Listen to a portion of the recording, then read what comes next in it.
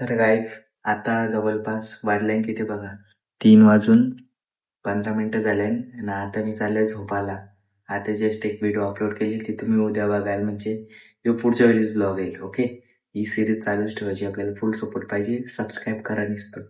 ना गाईज आता उठलो ना वापस चाललो होतो कॉलेजला ना. आमच्या कॉलेजला अटेंडन्स जाम म्हणजे जीवाभावाची इम्पॉर्टंट नंतर करता नाश्ता ना. गाईज आता मी पोचलो कल्याण स्टेशनला. कल्याण स्टेशनवरची ट्रेन पकडली, पण आज ट्रेनमध्ये हिसाबण्यावरी गर्दी होती. सकाळची फास्ट पकडली मी आणि मग पोचलो मी ठाणे स्टेशनला. ठाणे स्टेशनवरून डायरेक्ट आता मी जाईन कॉलेजला.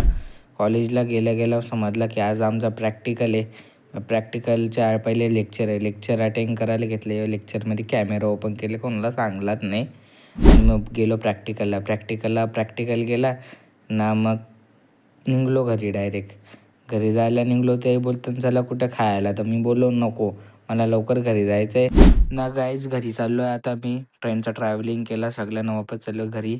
घरी पोचतो तर बघता घराजवळ मांडव घातले, कारण की उद्या होता बेबी शॉवर ना. पोरं इथे खेळतात बॅट बॉल. चला बाय.